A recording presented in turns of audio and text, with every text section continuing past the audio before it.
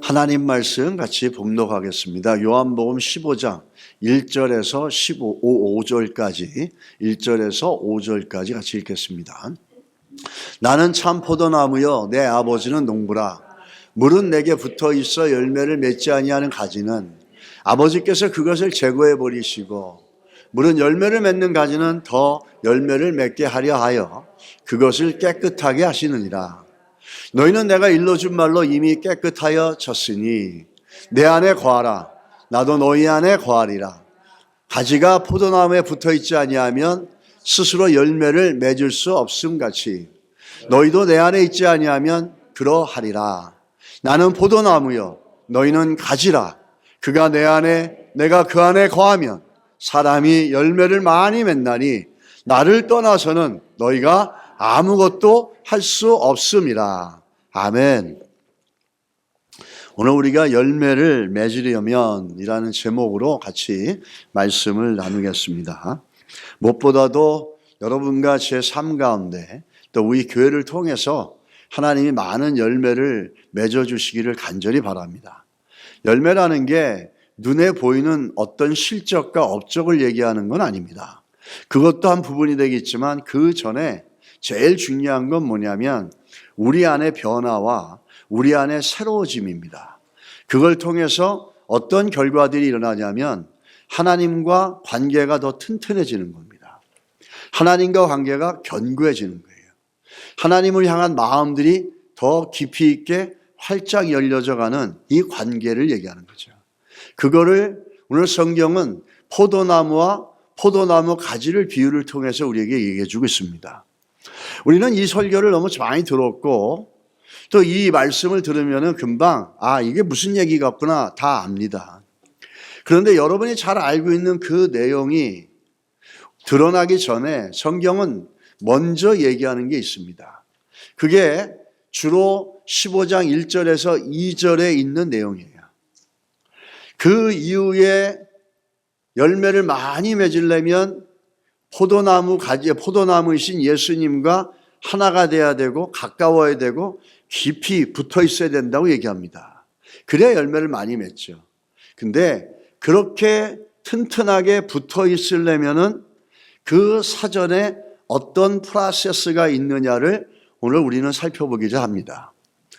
그 프로세스를 통해서 튼튼하고 견고한 믿음의 교제와 관계가 되는 겁니다. 이 관계라는 건 너무 중요하죠. 우리가 인간이 살면서 관계는 너무 중요하고 또 관계를 통해서 많은 좋은 일들도 이루어지고 또 관계를 통해서 하나님의 축복도 흘러갑니다. 그래서 좋은 사람들과 만나고 좋은 성도와 만나고 좋은 교회와 만나고 좋은 목회자와 영적 지도자들과 만나는 것은 가장 큰 하나님의 축복의 통로입니다. 우리가 열매를 맺으려는데 맺으려면 먼저 관계라는 걸 좀 생각을 해봐야 되는데 우리 이서 우화에 재밌는 얘기가 있습니다. 이름이 미스터 단절이라는 분이 있는데 이분은 이름이 단절이라는 사람이에요. 왜냐하면은 이분이 이렇게 딱 있는데 오른편 집에 있는 사람하고 문제가 생겼어요. 그래가지고 그 오른쪽 편에 있는 사람이 너무 마음에 안 드는 거예요. 오른쪽 집에 있는 사람이. 그래서 속으로 너무 잘난 척하고 도도하고 제멋대로 사는 사람이야. 난 저 사람하고 만나고 싶지 않아. 보기 싫어. 그래서 오른쪽에다가 담을 쫙 쏘아 올립니다. 만나지도 않고 스트레스도 안 받고 그러니까 기분이 너무 좋았어요.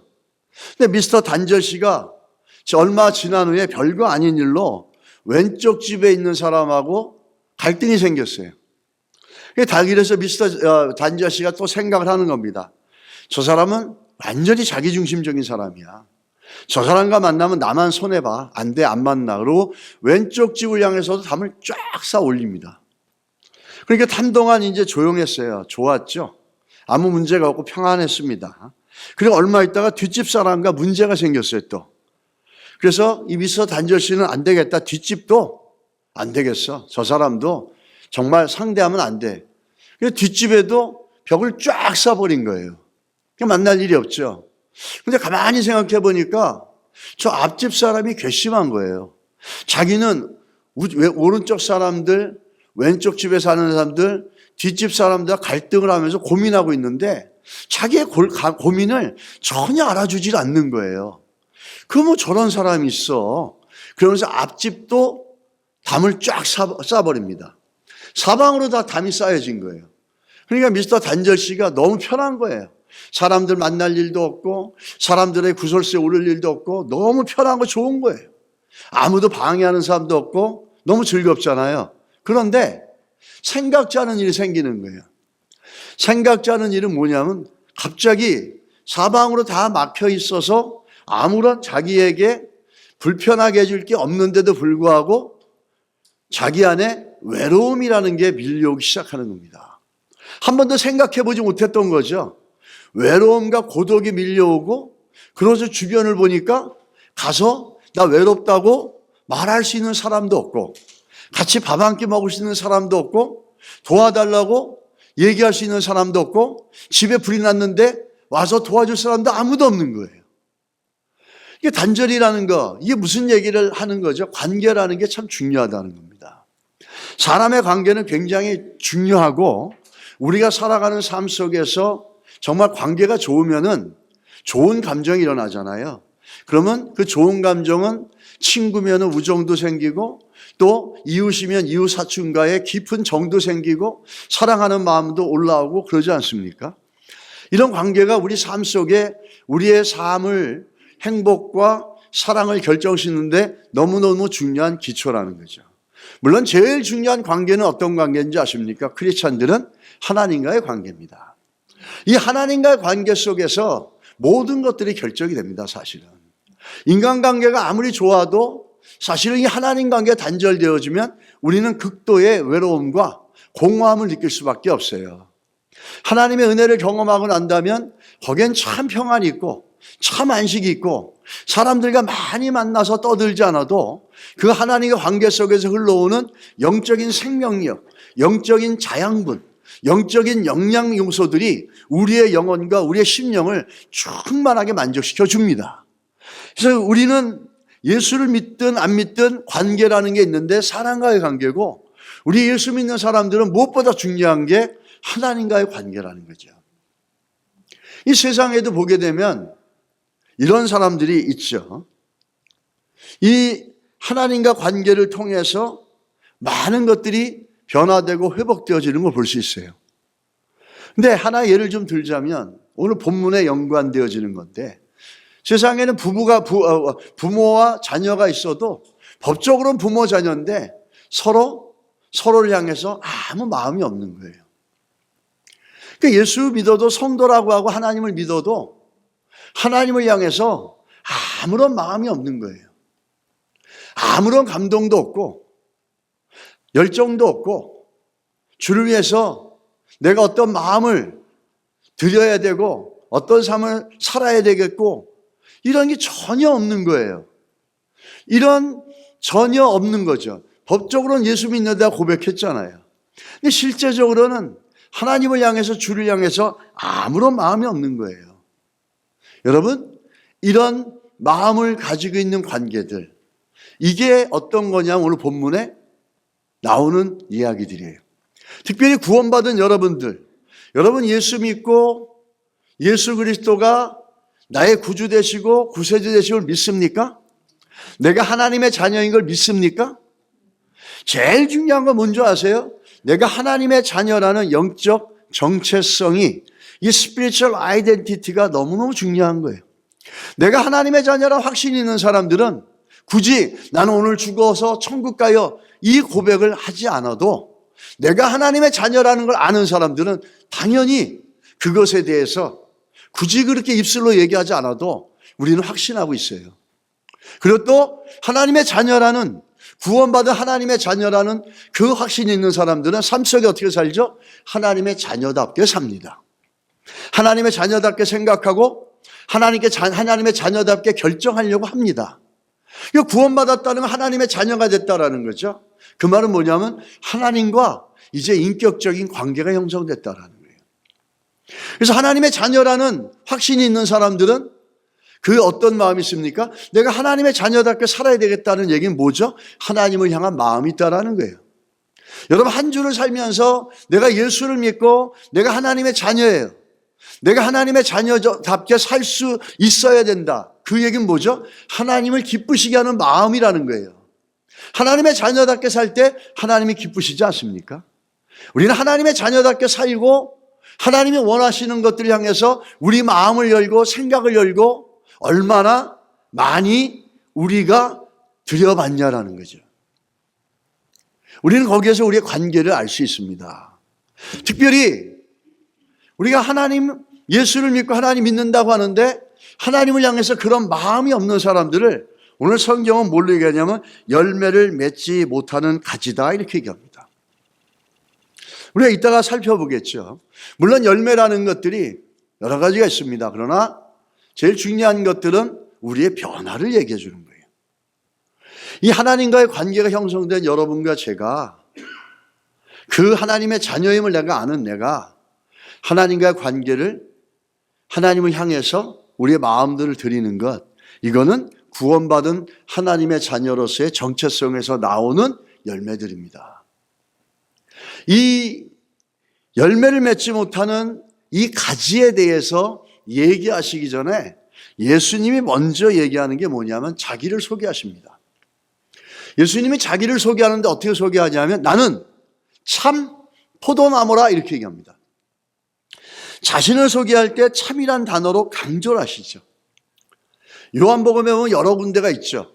1장 9절에 보면 또 참빛이라 이렇게 얘기하고 참떡이라고 얘기하고 생명의 떡이라고 얘기합니다. 이 참이라는 말 속에 true라는 말 속에는 뭘 포용하고 있습니까? 성경은 생명을 포용하고 있어요.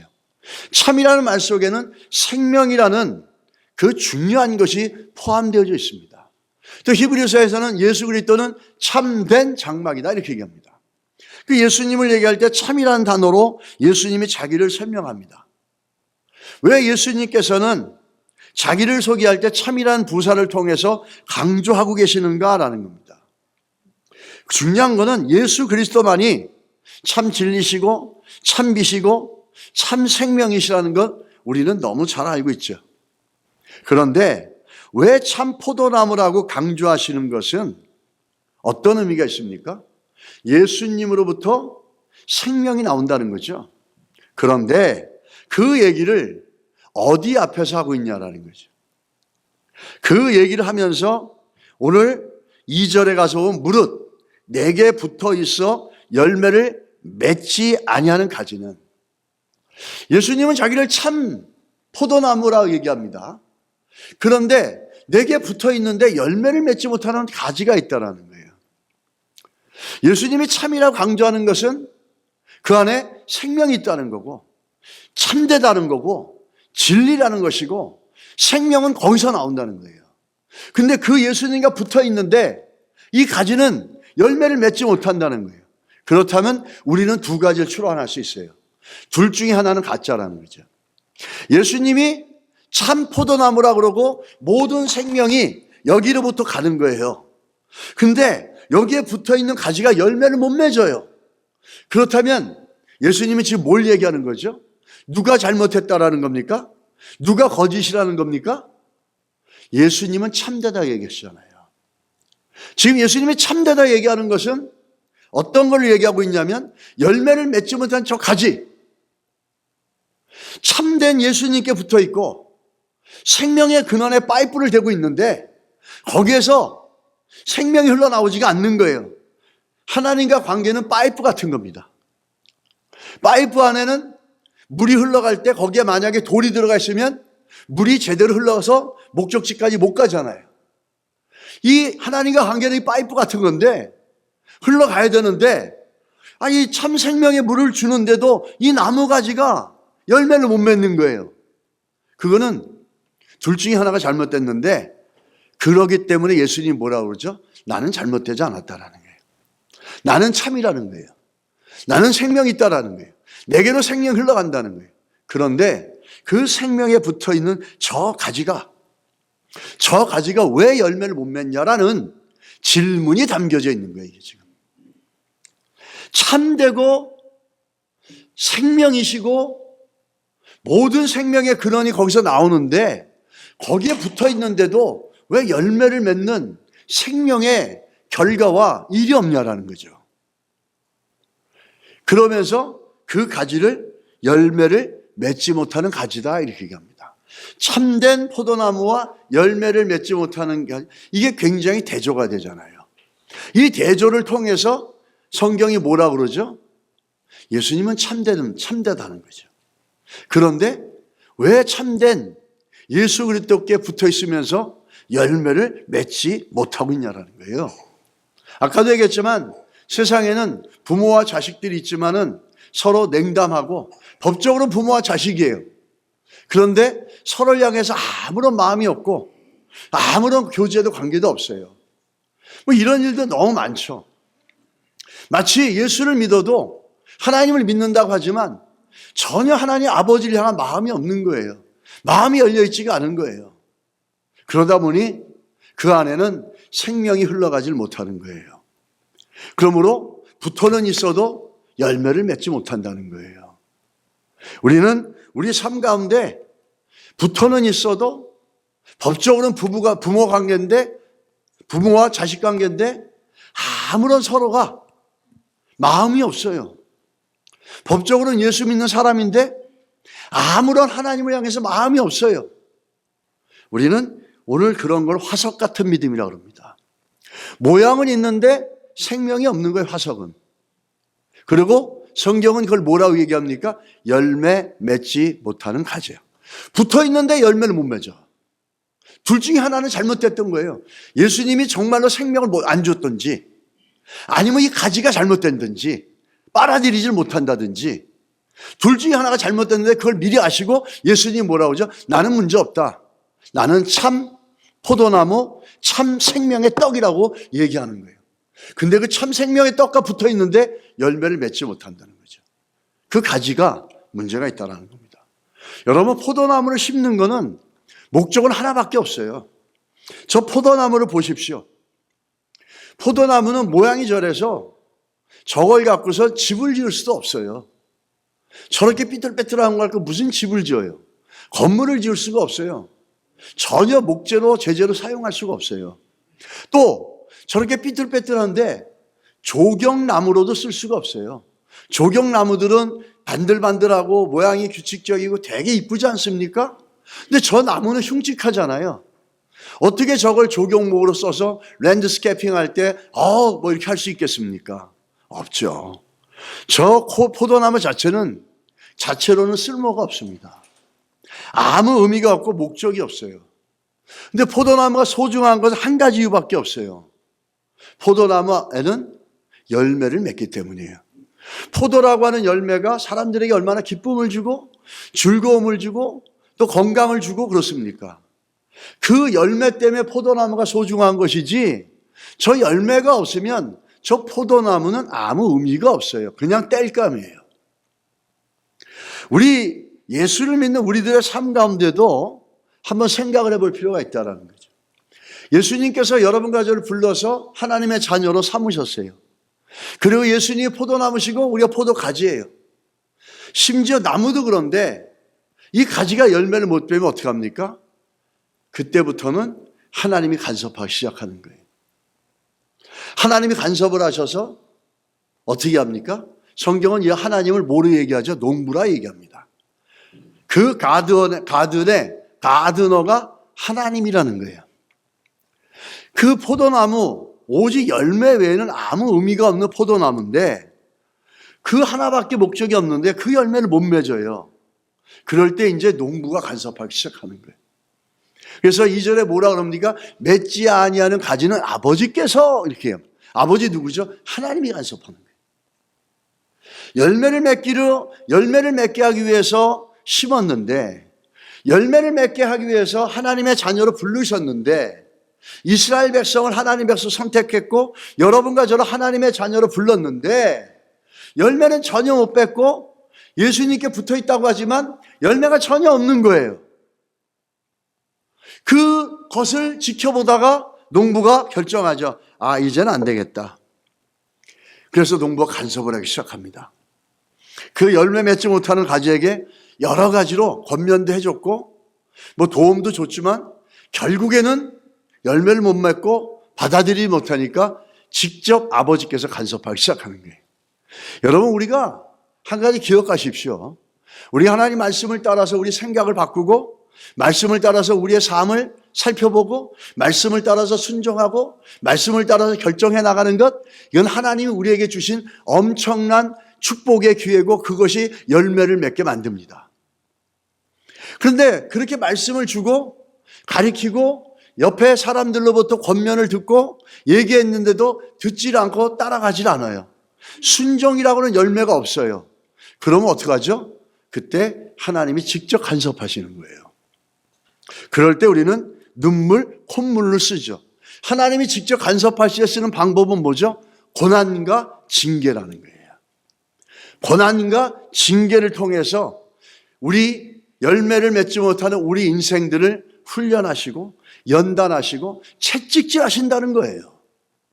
아버지가 직접 간섭하시기 전에 오늘도 선포되어지는 말씀 속에 오늘도 우리를 위해 죽으시고 부활하신 그 예수 그리스도의 십자가를 바라보면서 주님이 기뻐하시는 것, 그분이 원하시는 것들을 향해서 믿음으로 우리가 살아갈 수 있다면 우리는 그렇게 하는 만큼 하나님께서 주시고자 하는 약속의 복들도 넘쳐난다는 사실입니다.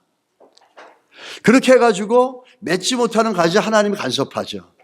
그러면서 하나님이 열매를 맺게 합니다. 열매를 맺게 하는 데는 두 가지의 과정이 있어요. 첫 번째 과정입니다.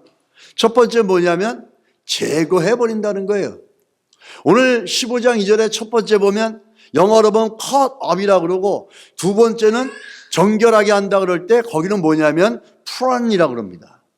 이 cut up이라고 하는 단어가 잘라낸다는 단어로 내가 알고 있었는데 그 헬라어를 가서 보면은 어떤 미국 목사님이 성경 공부를 하는데 헬라어로 이 cut up이라는 단어를 얘기해 주는데 자른다는 의미도 있어요. 근데 좀 더 가까운 의미가 뭐냐면 들어 올린다라는 뜻이라는 거예요. 포도나무 가지를 들어 올린다라는 겁니다. 굉장히 중요하죠. 그거는 포도나무의 여러 가지 속성을 볼 때 상당히 합리적인 해석이에요. 그래서 잘라버린다는 의미도 있겠죠. 물론 들어 올렸다가 마음에 안 들면 잘라버리겠죠. 근데 그 안에는 그 전에 먼저 들어 올리는 과정이 있다는 거예요. 열매를 맺지 못하는 나무 그 포도 가지들을 제일 먼저 아버지 농부가 간섭을 하는데 어떻게 하냐면 들어 올린다는 거예요. 그러면 어떤 상태이길래 열매를 맺지 못하는 그 포도 가지를 들어 올리냐라는 거죠. 왜 들어 올리냐라는 거죠. 우리는 이게 포도나무가 갖고 있는 속성들입니다. 저 포도나무를 보십시오. 여기 철조망 같은 걸 쓰고 중간에 나무들을 해가지고 저거는 왜 그러죠? 포도나무가 자꾸 덩클로 밑으로 땅으로 내려가기 때문에 저 밑으로 처지기 때문에 저걸 처지지 못하게 하려고 저렇게 하는 겁니다. 오늘 보시는 것처럼 가지들이 땅으로 내려와 있는 것들이 있어요. 땅으로 내려온 저 가지들은 지나가는 짐승들이 쳐서 떨어졌을 수도 있고 또 지나가는 짐승들이 밟고 지나갈 수도 있고 흠집을 냅니다.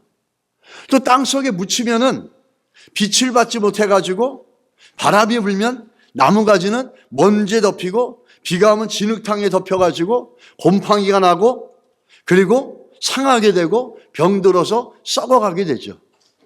그런 상태에 있기 때문에 농부들은 먼저 어떻게 하죠? 떨어져가지고 이것이 쓸만한가를 보고 아니면 잘라버리겠죠. 왜?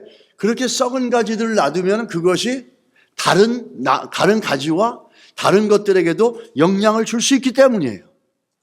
농부가 하는 제일 먼저는 뭐냐면 더러운 땅에 묻혀있는 이 포도나무 가지들을 들어 올리는 거예요. 들어 올려서 어떻게 합니까? 깨끗하게 씻는 겁니다.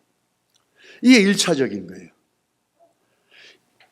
열매를 맺으려면 제일 먼저 우리들에게 있어야 될 것들은 뭐냐면 우리들 안에 있는 불순물들, 하나님이 말씀하지 않고 성경이 말씀하지 않고 우리 하나님의 자녀로서 살아가는 데 있어서 합당하지 못한 그 불순물들, 그런 먼지와 그런 잘못된 것들과 외부로부터 온 우리 생각과 마음의 곰팡이들, 이것들을 먼저 정리하고 먼저 씻겨내는 작업이 있어야 된다는 거예요.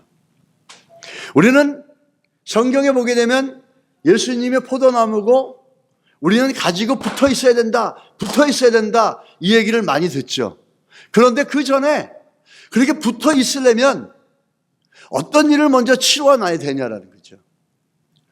붙어 있으려면, 든든하게 붙어 있으려면 첫 번째가 어떻게 하죠?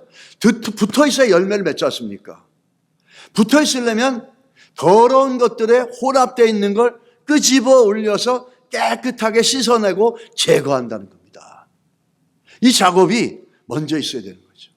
더러운 것들에 붙잡혀가지고 영양분을 잃어버리고 썩어가고 죽어가고 있는 그 가지들을 들어 올려서 깨끗하게 씻어서 때로는 물로 씻어내가지고 씻는 작업이 먼저 있어야 된다는 거예요. 우리 안에 먼저 주께로부터 오지 않은 것들, 주께로부터 오지 않은 생각들을 먼저 제거하는 일이 먼저 있어야 된다는 거예요. 깨끗하게 씻겨내야 된다는 거예요. 애들도 그렇습니다. 제가 우리 둘째 딸을 보면은 어떤 일이냐면 어릴 때 가만 놔두다가 애가 이상해져요. 막 가만 놔두면. 막 그래가 이상해가지고 멋대로 행동하고 막 그러다가 한번 호되게 야단을 치면 애가 어떻게 되는지 아죠? 우리가 느끼는 거 우리 집사람 애가 깨끗해지는 것 같아요.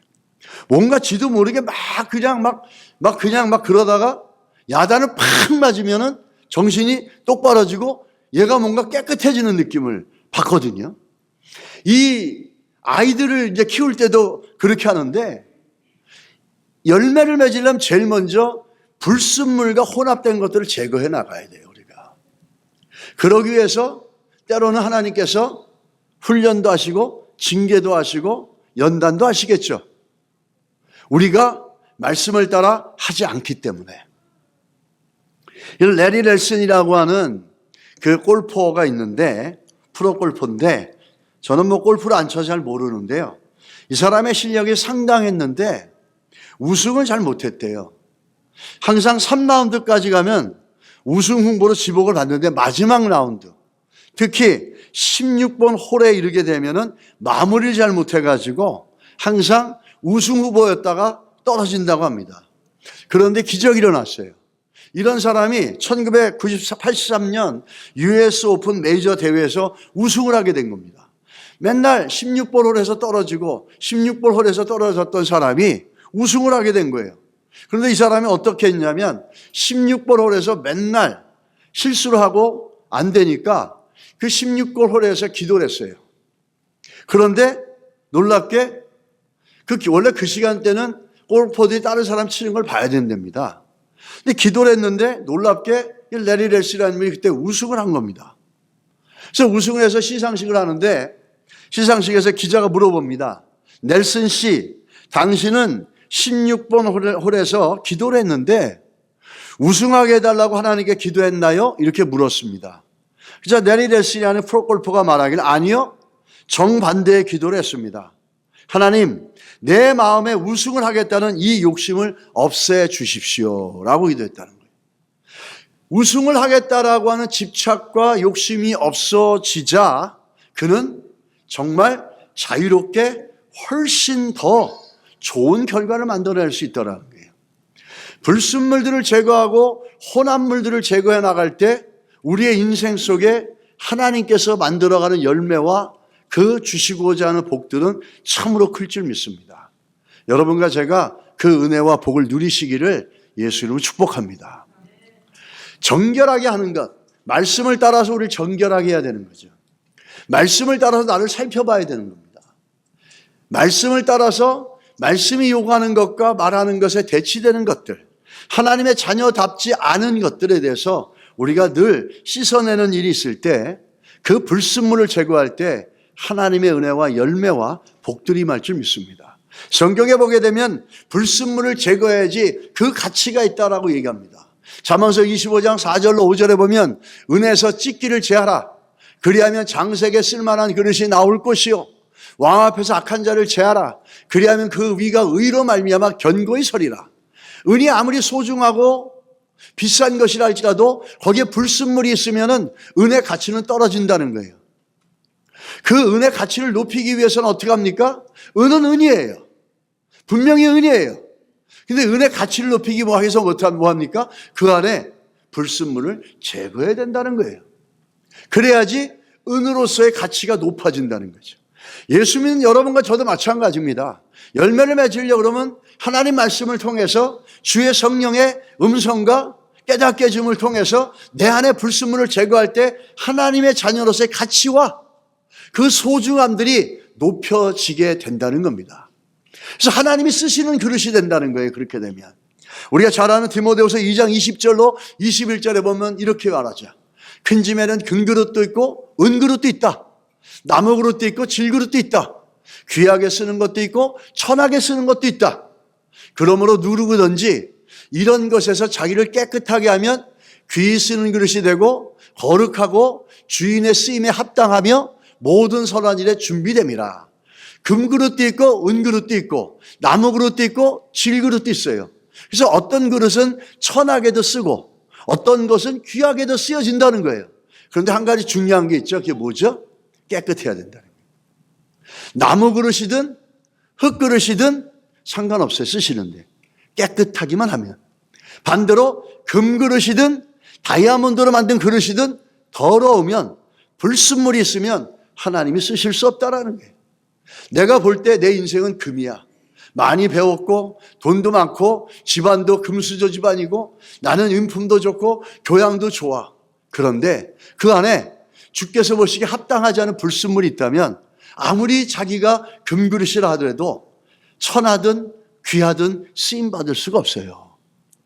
아무리 내가 흙그릇이고 질그릇이고 부족한 인생이라 할지라도 우리가 깨끗하게 되어지면 그 흙그릇도 하나님께서 하나님이 원하시는 용도를 향해서 귀하고 아름답게 쓰여져서 열매를 맺을 수 있다는 겁니다. 여러분과 제가 이러한 인생이 되고 우리 교회가 이런 교회로 서가기를 간절히 소원합니다. 여러분 열매를 맺고 싶다면 오늘 얘기한 것처럼 주의 말씀으로 우리를 먼저 정결하게 하시는 작업들이 있어야 될 줄 믿습니다. 그런데 우리가 한 가지 또 볼 거는 농부는 어떻게 하냐면 그 땅으로 떨어진 가지를 들어 올려서 깨끗하게 씻어요. 그리고 어떻게 합니까?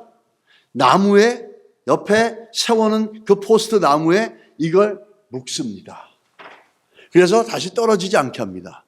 이렇게 묶어가지고 저 나무를 따라서 올라가게끔 만들어줍니다. 저 일을 지속적으로 반복하세요. 농부는 저러다가 또 떨어지면 또 다시 들어 올려서 씻어내고 저 나무에 묶어서 나무를 따라 잘 자랄 수 있게끔 만들어줍니다. 이걸 한두 번 하는 게 아니에요. 지속적으로 계속하는 거죠. 마치 이스라엘 백성들이 잘못하고 범죄할 때도 하나님께서 그들의 인생을 씻어내고 다시 돌이켜서 회복시키셨어. 그런데도 또 그들이 범죄합니다. 그러면 또 들어올려서 씻어서 다시 묶어서 버립니다. 그런데 또 범죄합니다. 또 올립니다. 우리도 마찬가지죠. 여러분과 저도 하나님이 지속적으로 계속해서 그렇게 우리들을 들어올려서 씻어서 나무에 묶어주십니다. 열매를 맺게 하기 위해서. 근데 그럼에도 불구하고 그 열매를 올바르게 더 맺지 못하면 어떤 일이 일어납니까? 우리 세 번째 보시게 되면 더 열매를 맺게 하려고 그것을 어떻게 하죠? 깨끗하게 하시니라. 여기서 깨끗하게 하라는 영어로 프런지인데 이게 뭐냐면 전지라는 거예요. 전지. 가지치기라는 거죠. 가지들을 잘라내는 거죠. 예전에 저희 아버님이 과수원했는데 사과 과수원했는데 겨울만 되면은 어떤 분이 오시는 거예요. 그럼 그분에게 돈도 드리고 먹을 것도 또 주무시는 거 다 해드립니다. 그러면서 과수원이 넓은데 그분하고 다니면서 며칠을 일주일, 이주일을 나무를 봅니다. 처음에 이게 뭔가 했더니 다니면서 나무를 잘라내는 거예요. 어떤 나무가 가지가 좋지 않은지를 다 잘라내시는 거예요. 어린 제가 볼 때 너무 아까운 거예요. 아니 나무를 왜 잘라냅니까? 보기에 괜찮은데. 근데 우리가 보기엔 괜찮지만 그 전문가가 보기에는 그 가지가 거기 있으면 열매를 사과를 크게 못 맺는다는 거예요. 그래서 그걸 다 잘라낸다는 거죠. 그래서 그때 그게 전지라는 거구나, 그게 가지치기라는 거구나 라는 것들을 제가 알 수 있었습니다. 열매를 맺기 위해서 두 과정이 있는데 첫 번째 과정은 들어올려서 씻어서 묶어줍니다. 근데 그럼에도 불구하고 열매를 충분히 맺지 못하고 그럼에도 불구하고 계속 떨어지면 그때 어떻게 합니까? 그때는 깨끗하게 한다는 저 말이 뭐냐면 잘라낸다는 거예요. 그때는 완전히 잘라낸다는 거예요. 흙 속에 파묻혔을 때 들어올려서 씻어냅니다. 그리고 묶어줍니다. 그런데도 열매가 안 나오고 열매를 못 맺고 충분히 못 맺으면 더 맺기 위해서 어떻게 하죠? 잘라내는 거예요. 그거를. 참 무섭죠. 그 영적인 원리가 있어요. 영적인 원리는 빈익빈 부익부입니다. 믿음이 있는 자들은 더 믿음을 갖게 하고 열매를 맺을 수 있는 가지는 더 열매를 맺게 하고 믿음이 없는 자들은 더 믿음이 없어지고 열매를 맺을 수 없는 가지는 더 열매를 가질 수 없이 잘라버립니다. 우리가 하나님의 은혜 가운데 있으면 그 은혜를 입은 자들은 더 큰 은혜를 얻어갑니다. 근데 은혜가 없고 믿음이 뭔지를 모르는 사람들은 그나마 어느 순간 어떻게 하죠? 잘려져 나갈 수가 있다는 거죠. 나무에 붙어 있다고 다 가지가 아니라는 거예요. 그것이 충분한 열매를 맺지 못하면 잘라낸다는 거예요. 이 잘라낼 때 얼마나 고통스럽고 아프겠습니까, 여러분?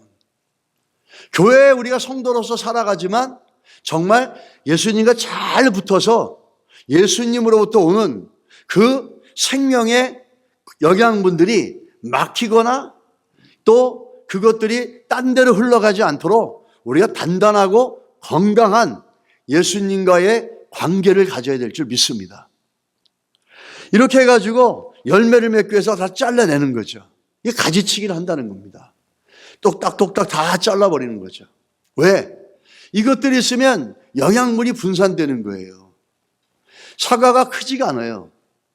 그것들을 잘라내야지 요만했던 사과가 어떻게 하죠? 이만한 사과가 되는 거예요. 요만한 사과 10개 있는 게 좋습니까?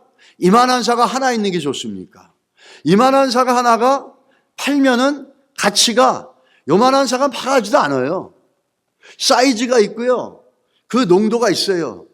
거기에 맞아야지 그것들을 상품화시켜서 팔더라고요. 그래서 큰 사과 창고가 있거든요. 그 창고에다가 따가지고 거기다가 재놓습니다. 사과는 조금 지나야지 맛이 좋대요. 그러면 그걸 가지고 가면은 점검을 해가지고 크기와 이런 걸 점검해서 돈을 받을 수가 있는 거예요.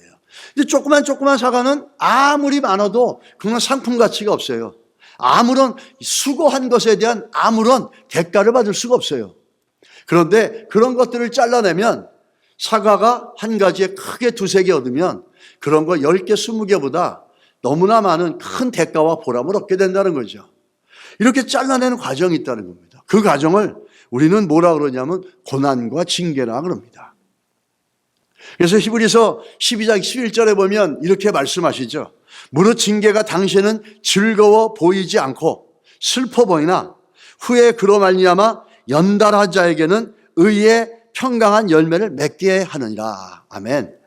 그리고 다음 사진 한번 보여주시면 이건 잘 자란 포도나무예요. 밑으로 내려가기 하나도 없잖아요. 다 나무를 타고 올라가가지고 위에서 열매를 주렁주렁 맺고 있는 거예요. 저거는 땅으로 들어가는 습관이 있기 때문에 받쳐주지 않으면 올라가지가 못하는 거예요. 농부가 들어 올려주고 씻어주고 묶어주고 또 가지를 쳐주니까 저렇게 열매를 맺게 되고 건강하게 자란다는 겁니다. 우리가 주님께서 우리에게 말씀하시고 오늘 인간을 통해서 얘기하지만은 설교라는 걸 통해서 하나님 말씀을 가리키고 성경을 통해서 하나님 말씀을 알게 하고 가리킵니다. 우린 그걸로 우리를 씻어내는 작업들이 있어야 될 줄 믿습니다. 그럴 때 열매를 맺을 수가 있겠죠. 근데 그럼에도 불구하고 우리가 그걸 따라가지 않는다면 그 다음엔 어떻게 합니까? 히브리서 12장 11절의 말씀처럼 결국엔 농부가 손을 대는데 아주 심각하게 손을 댄다는 거죠. 징계라고 하는 회초리를 들어서 그 잘려지지 않은 가지를 잘라내는 아픔과 통증을 얻게 되므로 깨끗하게 되어지고 정결하게 되어지고 오히려 아픔은 겪었지만 하나님을 통해서 가지치기의 아픔은 더 많은 열매를 우리 인생에 만들 수 있다는 거예요. 여기 캘리포니아에 한 유명한 간 전문 박사가 있었습니다. 그는 학생 때부터 늘 1등만 했고 최고의 길을 걸었어요. 또 많이 배웠고 교양도 있었고, 그래서 내면에 항상 내가 최고라고 하는 그런 우월감과 교만함이 늘 있었죠. 교회는 나왔습니다.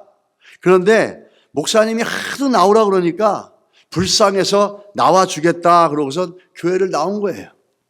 교회를 나와가지고 예배 때도 매일 15분씩 늦게 오고 예배 도중에 맨날 하품만 하고 그러면서 신앙생활을 했었어요. 근데 어느 날 코가 아픈데 괜찮아지겠지 했는데 점점 더 아파지는 거예요. 이상하다. 그래서 병원에 가서 검진을 받았는데 청천벽력 같은 얘기를 듣는 거예요. 이게 암이라는 겁니다. 너무너무 기가 막힌 거죠. 수술을 하면 살 수 있습니까? 하니까 가망이 없고 3개월 정도만 살 수 있다라는 거예요. 평생 자기가 원하는 대로 다 되어져 왔고 최고의 길들만 걸어왔다가 정신도 못 차릴 정도로 엄습해오고 자기의 가슴을 머리를 치는 이 죽음의 공포를 느낀 거예요. 병원에서 나와서 정신없이 차를 몰고 어디론가 갔는데 서서 보니까 자기가 다니는 교회 파킹라시였던 거예요. 그래서 대낮에 아무도 없는데 교회 들어와서 의자에도 앉지 못하고 요 바닥에 엎드려서 십자가를 보면서 하나님 앞에 기도합니다. 하나님, 죄송합니다. 돈과 젊음과 건강이 있을 때는 멋대로 살다가 사형 선고를 받고 이제 하나님을 찾습니다. 염치 없지만 저를 불쌍히 여겨 주십시오. 그때부터 매일 새벽 예배를 드리고 눈물로 기도했습니다. 예배 때는 매일 맨 앞에 앉아서 목사님의 설교에 아멘 아멘 하면서 눈물로 들었어요.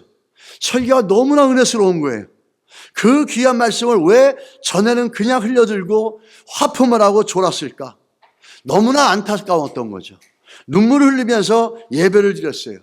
한 달쯤이 지나게 되자 코는 더 붓고 새까맣게 썩어가면서 더 나가서 시신경까지 건드려서 눈의 시력까지도 잃어버리고 있었습니다. 그런 모습을 가지고 울면서 예배를 드리면 목사님도 울고 그걸 보고 있는 성가 대원들도 울고 온 교인들의 눈물바다가 된 거예요. 또 그러고 나서 집에 가면은 자녀들이 보든 안 보든 양손을 들고 간절히 하나님을 찬양하며 울며 찬양을 했었습니다. 그러면은 며느리도 울고 아들도 울고 와이프도 울고 집안이 완전 울음바다가 된 거죠. 그렇게 기도하는 도중에 이분이 마지막으로 내가 금식을 좀 해봐야 되겠다. 그래서 한국에 금식 기도원을 가기로 결정을 합니다. 근데 가정에서는 반대합니다. 그 몸으로 무슨 금식을 하느냐. 큰일 난다. 근데 이분은 꼭 금식을 하다 죽더라도 금식을 하고 싶었던 거예요. 그래서 금식 기도원으로 가죠. 금식 기도원으로 가가지고 금식하면서 하나님 앞에 기도합니다. 하나님 60평생 살면서 한 끼도 믿음으로 금식해 본 일이 없는 이 죄인이 이제 금식합니다. 저를 불쌍히 여겨 주십시오. 이렇게 사흘을 기도합니다. 그 나흘째 되는 날에 어떤 마음이 드냐면 아무런 욕망도 없이 모든 것들이 사라지는 거예요. 낳고자 하는 마음도 다 사라져 버리는 거예요. 그리고 한 가지 마음이 드는데 그저 하나님 앞에서 깨끗해졌으면 좋겠다. 그저 하나님 앞에서 깨끗하게 섰으면 좋겠다. 그저 하나님께서 원하시는 대로 내가 깨끗한 삶을 살았으면 좋겠다. 그 생각만이 그 마음에 가득 찬 거예요. 그러고서 금식 5째 날 되는 날 성전에 가서 예배를 드리려고 하는데 코가 시원해지면서 냄새를 맡기 시작하는 거예요. 그거 참 이상하다. 그래서 예배가 끝나고 나서 화장실에 가서 거울을 봤습니다. 근데 시커멓게 부어있던 그 코가 신기하게도 깨끗하게 정상으로 돌아와 있는 거예요. 그러고 나서 감사해서 이분이 금식 기도를 3일을 더 합니다. 그러면서 이제는 완전히 바뀐 거예요. 모든 게 감사하고 하늘을 보고 감사하고 사람을 보면서 감사하고 감사할 것 외에는 자기 인생에 아무것도 없다라는 거예요. 우리는 하나님 앞에서 하나님이 농부가 손을 대면은 징계와 채찍으로 우리들에게 영양분을 막아버리고 열매를 맺지 못하게 하는 그 썩은 나무가지, 벌레 먹은 나무가지, 영양분을 빨아들이지 못하게 하는 장애물이 되는 나무가지들을 하나님이 그렇게 아프게 잘라낼 수 있다는 거예요. 그렇게 하서라도 하나님은 열매를 맺게 하신다는 거죠. 그렇게 하면서 이 인생, 이분은 자기 개인의 삶 가운데 그런 과정을 통해서 정말 열매를 안 만들 수 없는 인생이 돼버린 거죠. 저는 이런 말씀을 보면서 하나님과 가까이 있고 싶고 주님과 더 든든한 관계를 하고 싶으십니까? 그러면 그 관계를 방해하는 것들을 먼저 제거하라는 겁니다. 아유, 나 하나님 믿고 열매 맺어야지. 그래요. 너무너무 좋은 생각이에요. 감사하죠. 근데 열매를 맺고 그러려면 튼튼한 관계가 돼야 되는데 내가 어떻게 튼튼한 관계를 하고 있는지, 그 튼튼한 관계를 주님과 하고 있는지 그걸 방해하는 게 있다면 그걸 먼저 찾아내서 그거를 정리해 나가야죠. 그래야지 우리는 이 아픈 채찍의 시간들을 굳이 경험하지 않아도 될 수 있다는 거죠.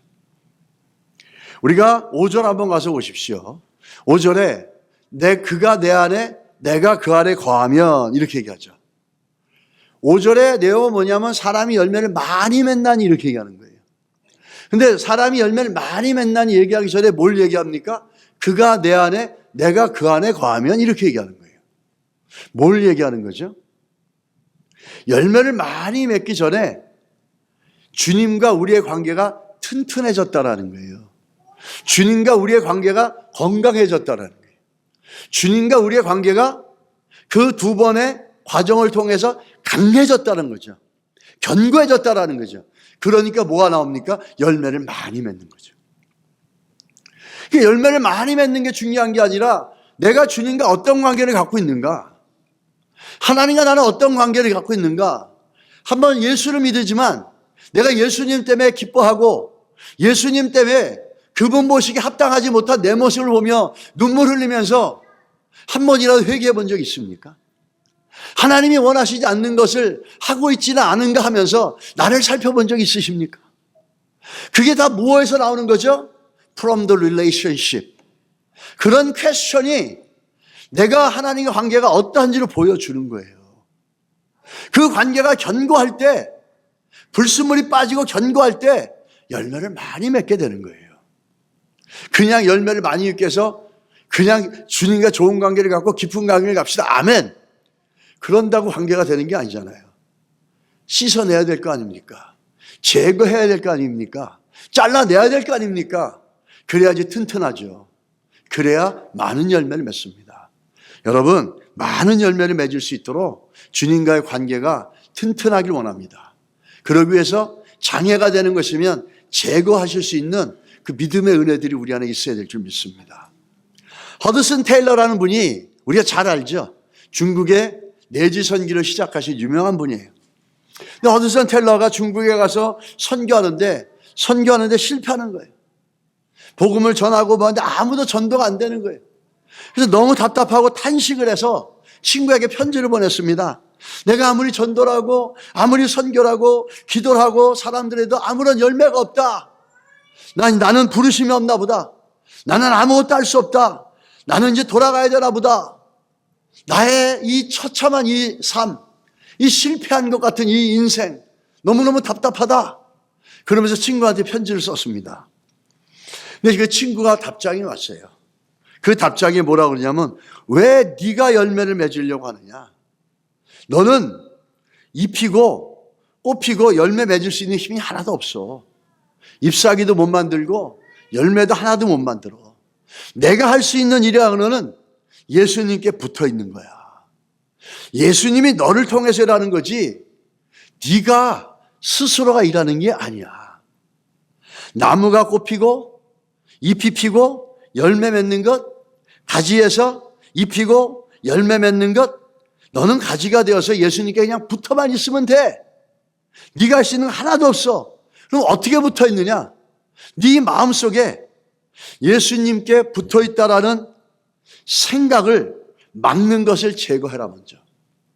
내가 예수님 안에 있고, 내가 예수 안에 있고, 내가 예수님께 붙어 있고, 모든 영양분은 예수님으로 온다는데 그거를 막는 생각들이 있다면 그걸 먼저 제거해라 라고 하는 거예요, 친구가. 그래서 허드슨 테일러는 그때부터 나는 예수 안에 있고, 나는 예수님과 함께 있고, 예수님이 나에게 공급해 주시고, 예수님이 나에게 열매 맺을 수 있는 힘과 능력을 주시고, 예수님께서 그렇게 일하실 거다라는 꿈과 믿음을 갖기 시작했었어요. 그러면서 감사하게 되고 주님이 하실 거라는 소망을 갖기 시작합니다. 그러자 얼마 후부터 우리가 잘 아는 그 중국의 놀라운 선교의 열매들이 이루어지기 시작했다라는 거예요. 여러분 안에 주님과 가까워지는 데 있어서 방해가 되는 것들, 우리 생각 속에 이것들을 먼저 제거해 가시기 바랍니다. 그럴 때 우리가 열매를 맺어갈 수 있어요. 믿으십니까? 가장 큰 복은 뭡니까? 주님과 가까워지는 거예요. 튼튼해지는 거예요. 우리가 시편 73편 28절 말씀 같이 읽고 말씀 마치겠습니다. 시작. 하나님께 가까이함이 내게 복이라. 내가 주 여호와를 나의 피난처로 삼아 주의 모든 행적을 전파하리라. 아멘. 더 가까워지시는 여러분과 제가 되기를 주의 이름으로 축복합니다. 기도하겠습니다. 하나님 아버지, 주의 은혜를 구합니다. 무엇보다도 열매 맺는 인생이 될 수 있도록 주님과 깊은 관계와 든든한 교제가 되어지는 데 있어서 장애가 되고 방해가 되고 그 영적인 생명력과 영양분이 오는데 방해가 되는 거 있다면 주님이 이 시간에 주의 보혈로 씻겨주시고 정결하게 하여 주셔서 하나님 주님으로부터는 생명의 양식을 얻어서 많은 열매를 맺을 수 있도록 우리 생각을 새롭게 하시고 정결하게 하여 주시옵소서.